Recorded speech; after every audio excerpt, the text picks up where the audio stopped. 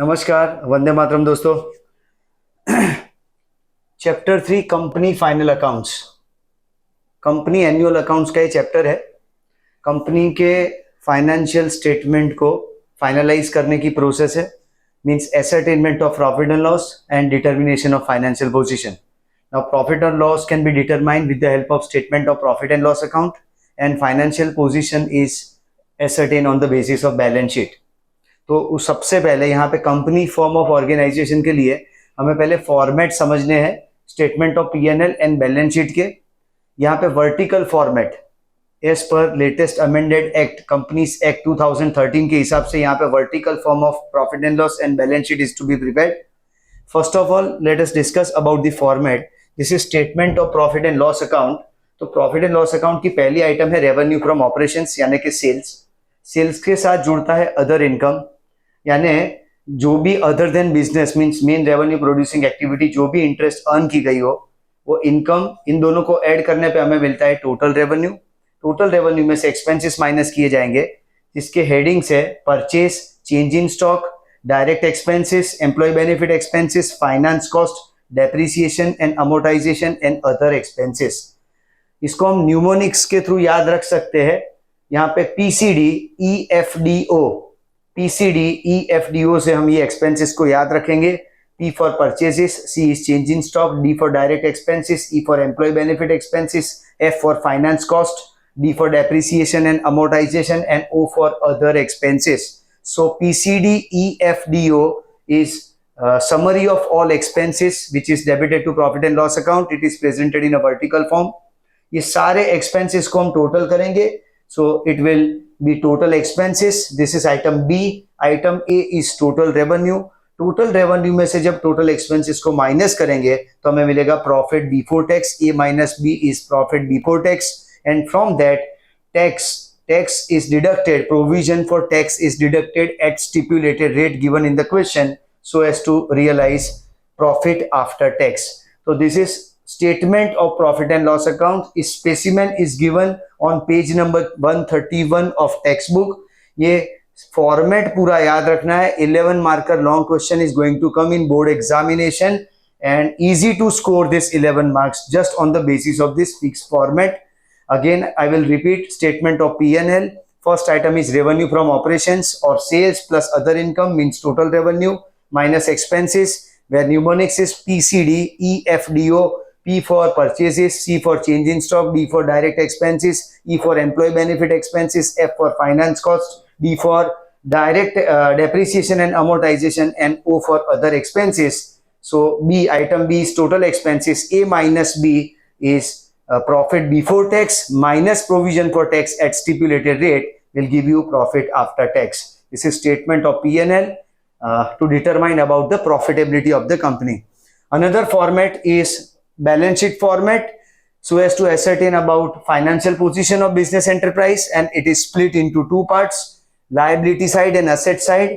ये normal balance sheet की तरह ही होता है, liabilities and assets, but it is prepared in a vertical format. So first head, main head is equity and liability, जिसके अंदर तीन सब heads आएंगे.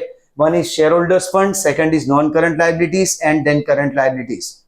First of all, shareholders fund. Shareholders fund is comprises of two items. One is share capital and second is reserves and surplus. Share capital के अंदर भी दो बातें आती है, equity share capital and preference share capital. तो as per question हम यहाँ पे डिटेल मेंशन करेंगे.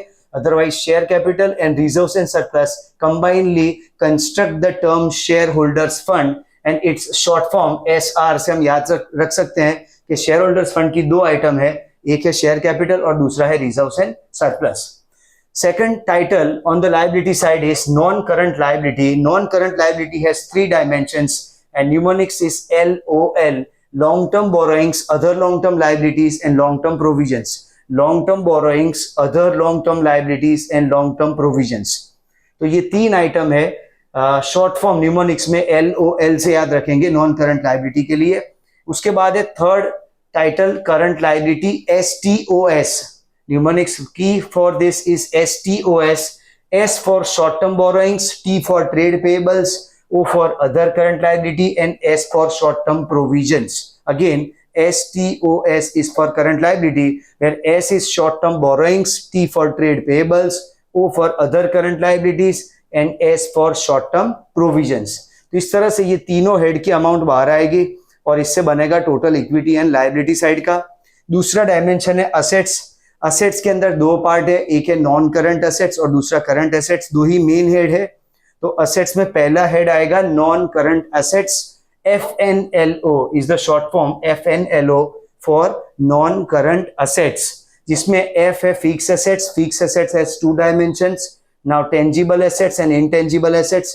टेंजिबल एसेट्स यानी land, building, plant, machine, furniture, fixtures, vehicles, ये सब आएगा इसमें। इंटेंजिबल में goodwill, patent, trademark, copyright, franchise, computer software, all will be part of intangible assets. Then non current investment, long term loans and advances, other non current assets. Non current investment, long term loans and advances and other non current assets. तो ये चार item से बनेगा non current assets. Its key is FNLO, where F stands for fixed assets, जिसमें tangible and intangible, N is non-current investment, L is long-term loans and advances, and O is other non-current assets.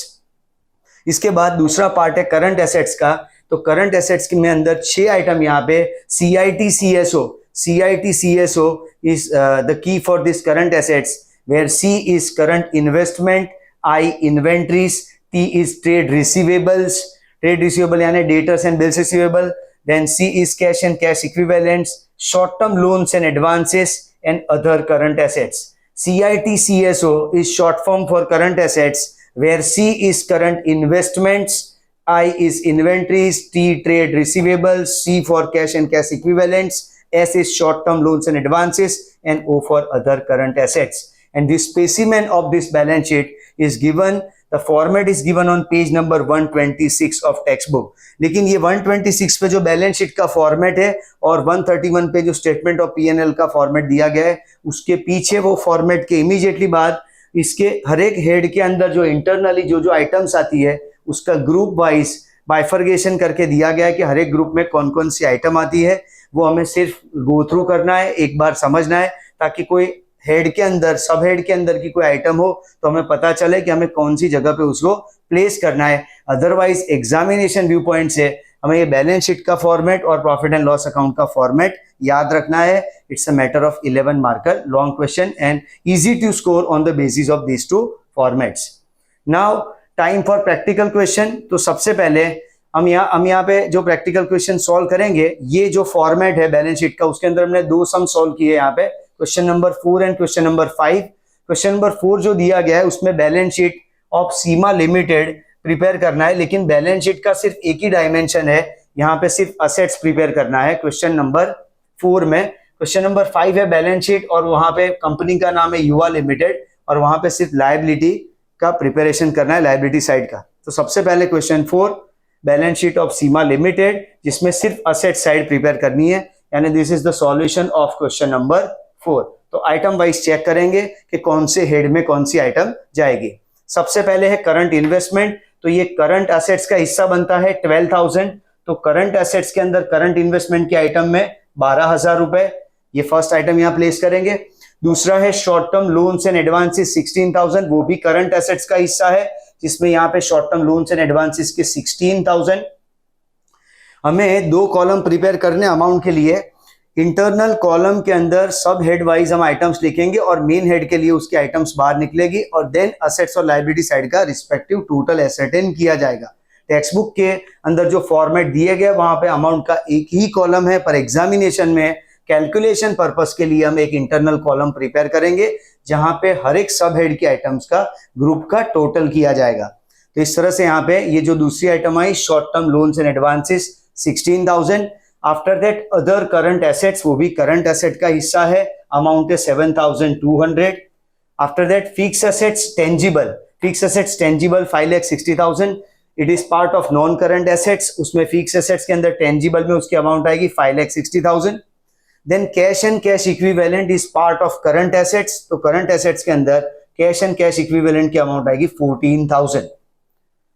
Inventories is given as 46,000। Inventories again part of current assets, तो current assets में inventories 46,000। Trade receivable is 15,800, it is part of current assets, तो वहां पे trade receivable आएगा 15,800. Other non current assets, other non current assets, तो ये non current assets का part बनेगा, उसमें ये स्पेसिफिक हेड है other non current assets, and amount is 18,000. After that, non-current investment, it is also part of non-current assets and its amount is 26,000. तो ये format में आएगा non-current assets में, non-current investment 26,000. Then fixed assets में intangible दिया गया 1,20,000. Non-current assets में fixed assets के head में intangible में amount आएगा 1,20,000. Long-term loans and advances, long-term loans and advances is given is 22,000. तो वो नॉन करंट एसेट्स में long term loans and advances की अमाउंट आएगी 22,000. तो इस तरह से हमें क्वेश्चन 4 में सीमा लिमिटेड के लिए बैलेंस शीट प्रिपेयर करनी है, लेकिन बैलेंस शीट में सिर्फ असेट साइड प्रिपेयर करनी है, असेट्स के रिलेटेड ही आइटम्स दी गई है. अब सबसे पहले ये टेंजिबल और इनटेंजिबल का 560 और 120 का टोटल करके बाहर निकालेंगे 6,80,000. फिर ये चारों आइटम का टोटल होगा जो नॉन करंट एसेट्स के अंदर आती है 6,80,000 plus 26,000 plus 22,000 plus 18,000 will construct that amount of non-current assets and its amount is 7,46,000. उसके बाद जो करंट एसेट्स के 6 डायमेंशन है उसका टोटल करेंगे यहाँ पे 12,000, 46,000, 15,800, 14,000, 16,000 and 7,200. Together it is 1,11,000. 1,11,000 is the amount of current assets. So non-current asset is 746 and current assets of 1,11,000. So 8,57,000. 8,57,000 is the total assets of Seema Limited for question number 4. Next जो है question number 5, उसमें हमें liability side check करनी है, liability side of युवा limited, जिसके लिए ये पार्ट हमने यूज किया है. लायबिलिटी साइड ये कंप्लीट फॉर्मेट है बैलेंस शीट का. असेट्स यानी क्वेश्चन नंबर 4 की डिटेल आई. अब लायबिलिटीज है क्वेश्चन नंबर 5 की डिटेल है. उसमें सबसे पहली आइटम है 1,30,000 equity shares of 5 rupees each, 6,50,000 इसकी अमाउंट है. तो ये पार्ट बनेगा शेयर होल्डर्स फंड में, शेयर कैपिटल में आएगा 6,50,000 because it is part of shareholders fund. It has 2 dimensions, share capital and reserves and surplus. In short, it is termed as SR. दूसरी item है general reserve. वो reserves and surplus की item है. कोई भी free reserve हो वो यहाँ पे रिजर्व्स एंड सरप्लस में आएगा 70,000, again part of share holders fund. After that provident fund. Provident fund जो है वो लॉन्ग टर्म प्रोविजंस का हिस्सा बनता है, इसलिए एनसीएल नॉन करंट लायबिलिटीज में जो डायमेंशन है लॉन्ग टर्म प्रोविजंस उसमें मेंशन करेंगे प्रोविडेंट फंड 3,60,000. इसके बाद क्रेडिटर्स है. क्रेडिटर्स वो करंट लायबिलिटी का हिस्सा है, इसलिए करंट लायबिलिटी इसके डायमेंशन में क्रेडिटर्स आएगा ट्रेड पेएबल्स के अंदर 86,000. ट्रेड पेएबल्स में क्रेडिटर्स की amount 86,000. After that public deposits of 3,26,000, it is borrowings and part of non current liability. तो यहाँ पे लॉन्ग टर्म बोरोइंग्स में आएगा पब्लिक डिपॉजिट्स का 3,26,000. आफ्टर दैट है आउटस्टैंडिंग रेंट 13,000. तो आउटस्टैंडिंग रेंट की अमाउंट करंट लायबिलिटी में आती है, अदर करंट लायबिलिटी में outstanding rent amounted to 13,000. Provision for tax is 68,000 and it is part of current liability where short term provisions में आएगा provision for tax 68,000. Other long term liability is part of non current liability. जो directly head दिया गया उसका other long term liability amount is 15,000. And temporary loan is part of current liability. Current liability में short term borrowings में आएगा temporary loan 12,000. अब इसके बाद हम हेड वाइज टोटल करेंगे. सबसे पहले शेयर कैपिटल और रिजर्व्स एंड सरप्लस 650 और 70 का टोटल 7,20,000 ये अमाउंट आएगी शेयर होल्डर्स फंड की. उसके बाद जो 3 डायमेंशन है 3,26,000, 15 and 360 for long term borrowings, other long term liabilities and long term provisions. Together उसकी अमाउंट आएगी 7,01,000. ये part of non current liability. Non current liability के बाद नेक्स्ट हेड है करंट लायबिलिटी, जिसके चारों कंपोनेंट 12,000, 86,000, 13,000 एंड 68,000 का टोटल करने पे 1,79,000. और ये तीनों हेड 720, 7,01,000 एंड 1,79,000 का टोटल होगा 16 lakhs and it is part of total of equity and liability side of balance sheet. तो इस तरह से क्वेश्चन 4 में सिर्फ एसेट्स का हेड प्रिपेयर करना है, 5 में सिर्फ लायबिलिटीज का, और ये पूरा स्ट्रक्चर है बैलेंस शीट का. पूरा क्वेश्चन बैलेंस शीट का. नेक्स्ट जो क्वेश्चन है और क्वेश्चन नंबर 6 के लिए हम चेक कर सकते हैं, वो है मून लिमिटेड। तो मून लिमिटेड का सॉल्यूशन हमने यहाँ पे प्रिपेयर किया है, balance sheet of moon limited. अब इसमें सारी आइटम्स बैलेंस शीट की है, हम हेड वाइज चेक करेंगे। सबसे पहले इंटरेस्ट एक्रूड। अब यहाँ पे हमें सोचना होगा कि कौन सी आइटम्स असेट्स और लायबिलिटी साइड की है। पहले इंटरेस्ट अक्रूड, अक्रूड यानी ये रिसीवेबल आइटम हुआ, तो करंट एसेट्स का हिस्सा बनेगा 30,000। करंट एसेट्स के अंदर अदर करंट एसेट्स में interest accrued 30,000, other current assets में अमाउंट आएगी इंटरेस्ट एक्रूड की 30,000। प्लांट एंड मशीनरी ये असेट है, नॉन करंट एसेट है, तो नॉन करंट एसेट्स में फिक्स में टेंजिबल में आएगा प्लांट एंड मशीनरी 15 lakhs। उसके बाद है equity share capital of 15 lakhs। It is part of equity and liability, जिसमें शेयर होल्डर्स फंड में आएगा ये share capital 15 lakh rupees. Bank and cash, it is part of current assets where cash and cash equivalent में आएगा। तो current assets में cash and cash equivalent के अंदर कैश बैंक की amount 67,500। General reserve is part of reserves and surplus under the head of share holders fund, तो यहां पे मेंशन करेंगे 30,000 जनरल रिजर्व। क्लोजिंग स्टॉक यानी इन्वेंट्रीज हुआ, तो ये करंट एसेट्स का हिस्सा बनेगा, करंट एसेट्स में इन्वेंट्रीज में आएगा क्लोजिंग स्टॉक 2,70,000। देन क्रेडिटर से 6 lakh, creditor means part of current liability, तो करंट लायबिलिटी के हेड के अंदर ट्रेड पेबल्स में आएगा क्रेडिटर 6 lakh रुपीज। उसके बाद है डेटर्स, डेटर से 3,45,000, it is part of current assets, तो करंट एसेट्स के अंदर ट्रेड रिसीवेबल की कैटेगरी में आएगा debtors 3,45,000। Next item is provision for tax 90,000, ये लायबिलिटी का हिस्सा है और short term provision, current liability में शॉर्ट टर्म प्रोविजन में आएगा provision for tax 90,000। 12% bank loan, this is long term sources of finance, तो नॉन करंट लायबिलिटी में लॉन्ग टर्म बोरोइंग्स के अंदर 12% bank loan amount is 1,95,000। After this non current investment, तो ये direct item ही है नॉन करंट इन्वेस्टमेंट, असेट्स में non current assets के हेड में आएगा non current investment and amount is 45,000। Next is electricity deposit 1,87,500, this is part of long term loans and advances, so non current assets के head में ही long term loans and advances में कोई भी तरह के डिपॉजिट हो, electricity deposit, telephone deposit, internet connection deposit, any deposit, it is long term loans and advances, so 1,87,500। After that, provident fund is long term provisions, part of long term provisions under the head of non current liability, तो 30,000। यहाँ provident fund नहीं, employees के related हर तरह के fund, provident fund, pension fund, gratuity fund, workers profit sharing fund, workers savings account, हर तरह के फंड यहाँ वर्कर्स के रिलेटेड आएंगे, जो लॉन्ग टर्म प्रोविजंस का हिस्सा है, 30,000 उसकी अमाउंट है।